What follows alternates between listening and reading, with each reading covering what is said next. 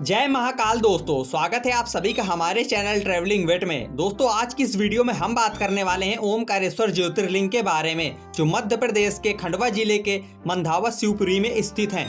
दोस्तों ओमकारेश्वर ज्योतिर्लिंग जाने के 3 तरीके हैं। कुछ लोग महाकालेश्वर के दर्शन करने के बाद ओमकारेश्वर जाते हैं उज्जैन से, और कुछ लोग इंदौर से जाते हैं, और कुछ लोग खंडवा से जाते हैं। तो इन तीनों तरीकों से आप कैसे पहुंच सकते हैं आज की इस वीडियो में आपको जानने को मिलेगा। इसके साथ ही ओमकारेश्वर में रहने खाने की क्या व्यवस्थाएं हैं कम बजट में, इसके साथ ही कौन कौन से मंदिर वहां घूमने चाहिए, ओमकारेश्वर ज्योतिर्लिंग के दर्शन की क्या टाइमिंग्स हैं, सारे सवालों के जवाब इस वीडियो में मिलेंगे। और बात करेंगे कि कम से कम बजट में आप इस पावन यात्रा को कैसे कर सकते हैं। तो चलिए जल्दी से वीडियो को स्टार्ट कर लेते हैं। तो दोस्तों सबसे पहले बात करते हैं ओमकारेश्वर ज्योतिर्लिंग पहुंचने की। तो अगर आप बाई ट्रेन आ रहे हैं तो आपको अपने साइड से ट्रेन पकड़ के आना होगा इंदौर रेलवे स्टेशन या तो खंडवा रेलवे स्टेशन। तो दोस्तों अगर आप इंदौर आ गए हैं तो इंदौर से ओमकारेश्वर की दूरी लगभग 80 किलोमीटर है, और आप इंदौर के सरवाटे बस स्टैंड चले जाइए। वहां पर आपको हर 10 से 15 मिनट में आपको सरकारी प्राइवेट बसेस ओमकारेश्वर के लिए मिल जाएंगी, जो आपसे लगभग 100 से 150 रुपए चार्ज करती हैं और आपको ओमकारेश्वर ज्योतिर्लिंग के बस स्टैंड में पहुंचा देंगी। ओमकारेश्वर ज्योतिर्लिंग के बस स्टैंड से आप 10 से 15 रुपए ऑटो वाले के दीजिए, वो आपको मंदिर तक आसानी से छोड़ देगा। इसके अलावा अगर आप दोस्तों खंडवा पहुंच गए हैं तो खंडवा से भी आपको सरकारी और प्राइवेट बसेस ओमकारेश्वर के लिए मिल जाएंगी, जिसकी दूरी 70 से 75 किलोमीटर है, और बस वाले आपको 100 से 150 रुपए चार्ज करेंगे।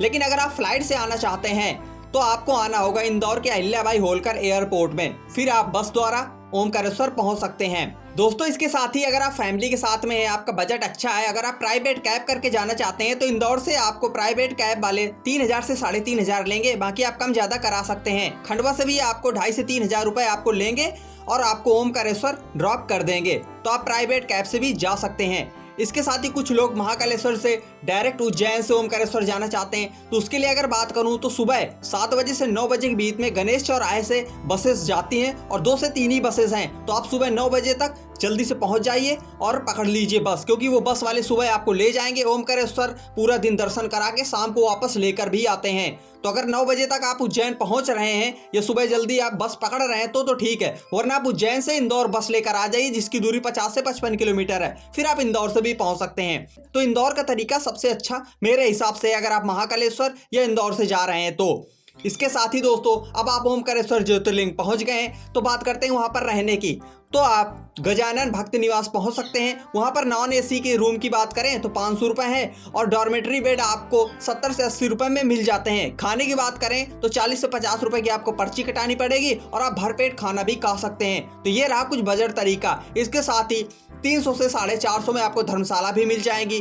खाने की बात करें, अगर आप थोड़ा अच्छा खाना खाना चाहते हैं तो वहाँ पर कई सारे अच्छे अच्छे होटल्स हैं, रेस्टोरेंट हैं, तो आप वहाँ भी खाना ट्राई कर सकते हैं। फास्ट फूड भी आप ट्राई कर सकते हैं। तो जैसा आपका बजट वैसा है, आप काम करिए।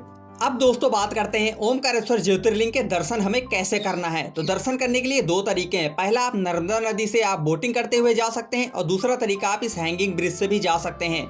तो सबसे पहला तरीका आपको बताता हूं। आप नर्मदा नदी के घाट पर पहुंच जाइए। आपने अगर स्नान नहीं किया है तो बढ़िया आप नर्मदा माता के बढ़िया सुंदर जल पर आप स्नान करिए, और फिर आप 30 रुपए आप नाव वाले को दीजिए, और बढ़िया बोटिंग करते हुए नाव वाला आपको ओमकारेश्वर के घाट में आपको छोड़ देगा। फिर वहां से आप मंदिर पहुंच सकते हैं। दूसरा, आप हैंगिंग ब्रिज से भी जा सकते हैं, तो वो मैं आपको वापसी वाला तरीका रिकमेंड करूंगा कि आप पहले दर्शन कर लीजिए, वापसी आप ब्रिज से भी आ सकते हैं। तो दोनों तरीके का अनुभव आप ले लेंगे। तो अब आप मंदिर पहुंच गए हैं, तो अगर आप सावन में आ रहे हैं तो आपको 2 से ढाई घंटा लग सकता है, लेकिन अगर आप नॉर्मल डेज में आ रहे हैं तो आपको 15 से 20 मिनट में आपको दर्शन हो जाएंगे। दोस्तों अब अगर मंदिर की टाइमिंग की बात करें तो सुबह 5 बजे से रात 9 बजे तक आप दर्शन कर सकते हैं, लेकिन एक जरूरी सूचना, शाम 4 बजे के बाद में आप नारियल फूल वगैरह अंदर नहीं ले जाने देते हैं। तो अगर आप 4 बजे के बाद दर्शन कर रहे हैं तो आप नारियल या फूल वगैरह मत लेकर जाइए। दोस्तों मंदिर में 5 मंजिल है। पहले मंजिल पर आप ओमकारेश्वर के दर्शन करिए, दूसरे मंजिल पर है महाकालेश्वर, तीसरे मंजिल पर है सिद्धनाथ महादेव, चौथे मंजिल पर है यहाँ पर गुप्तेश्वर महादेव, और 5वें मंजिल पर है ब्रजेश्वर महादेव। तो 5 महादेव के आप दर्शन करिए। तो दोस्तों इसके अलावा जैसा मैंने बताया था कि नर्मदा नदी के इस तट पर है ओमकारेश्वर ज्योतिर्लिंग, और इस साइड पर है ममलेश्वर ज्योतिर्लिंग। और जब तक आप ममलेश्वर ज्योतिर्लिंग के दर्शन नहीं करेंगे आपकी ये यात्रा अधूरी ही मानी जाएगी। तो आइए आप ब्रिज के सहारे आप इस छोर पर पहुंच सकते हैं और करिए ममलेश्वर ज्योतिर्लिंग के दर्शन। 5 से 10 मिनट में आपको बढ़िया दर्शन हो जाएंगे। साथ में आपको गोमुख का बढ़िया जल निकलता रहता है, उसको आप ले लीजिए अपने घर के लिए और बढ़िया आप आनंद पूर्वक आप ममलेश्वर ज्योतिर्लिंग के दर्शन करके आप इस ओमकारेश्वर ज्योतिर्लिंग की यात्रा को पूर्ण कर लेंगे। इसके साथ ही अगर आप और ज्यादा बोटिंग करना चाहते हैं तो 100 से 150 रुपए बोट वाले को आप दीजिए। 5 से 6 लोग बोट में बैठ जाते हैं और वो आपको नर्मदा कावेरी संगम, ओमकारेश्वर डैम 3 से 4 पॉइंट वो आपको घुमाकर वापस ड्रॉप कर देते हैं नर्मदा नदी के तट के पास में ही मंदिर के।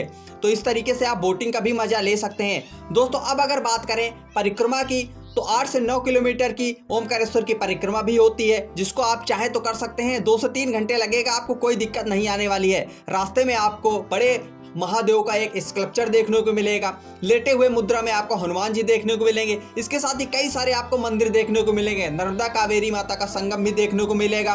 तो इस तरीके से आप परिक्रमा भी कर सकते हैं अगर आपके पास टाइम है तो। और अगर आप एक दिन रुक रहे हैं तो टाइम तो आपके पास होगा ही। तो ये रहा ओमकारेश्वर ज्योतिर्लिंग का संपूर्ण दर्शन करने का तरीका कि कैसे आप बहुत ही ईजी तरीके से आप कर सकते हैं और परिक्रमा भी आप कर सकते हैं। अब बात करते हैं बजट की। तो दोस्तों ओमकारेश्वर में आपका अगर आप 400 या 500 का आप होटल्स भी लेते हैं, धर्मशाला भी लेते हैं, खाने की बात करें तो एक दिन में आपका 400 रुपये खाने का हो जाएगा अगर आप बहुत अच्छा खाते हैं। लेकिन अगर आप 70 से 80 रुपये की डॉर्मेट्री लेते हैं, 150 से 200 रुपये का खाना खाते हैं तो 500 से 1000 तो आपका केवल खर्चा लगने वाला है। बाकी आप ट्रेन का आप अपने अकॉर्डिंग इंक्लूड कर लीजिएगा, क्योंकि कोई लोग एसी से आते हैं, कोई स्लीपर से आते हैं, कोई फ्लाइट से आते हैं। तो इस तरीके से आप ट्रांसपोर्टेशन का ऐड कर लीजिएगा। ओमकारेश्वर में आपको 10 से 15 रुपये खाली ऑटो का बस स्टैंड से आने जाने का लगेगा। इसके अलावा कोई भी चार्ज ट्रांसपोर्टेशन को ओमकारेश्वर में नहीं लगने वाला है। तो ओवरऑल बजट की बात करूं तो आप 2 से 2500 में ओमकारेश्वर ज्योतिर्लिंग की ये यात्रा आसानी से कर लोगे। तो ओमकारेश्वर के दर्शन करने के बाद आप इंदौर पहुंच जाइए। इंदौर से फिर आप उज्जैन जाकर महाकालेश्वर के भी दर्शन कर सकते हैं। तो पहले आप ओमकारेश्वर के दर्शन कर लीजिए, फिर आप महाकालेश्वर के दर्शन कर लीजिए। तो इस तरीके से आपको सही लगेगा। बाकी अगर आप महाकालेश्वर पहले आएंगे तो अगर आप सुबह 9 बजे से पहले बस नहीं पकड़ पाएंगे तो आपको थोड़ा दिक्कत होगी, फिर आपको इंदौर आना पड़ेगा। तो इस तरीके से आप इस पूरी यात्रा को कर सकते हैं, जिस तरीके से आपको ठीक लगे। मैंने आपको सारे तरीके बता दिए हैं। बाकी कोई और सवाल हो तो आप कमेंट सेक्शन में पूछ सकते हैं, आपको जवाब मिल जाएगा। मिलते हैं एक और नई वीडियो में एक नए बजट के साथ। तब तक के लिए आप खुश रहिए। हर हर महादेव, जय महाकाल।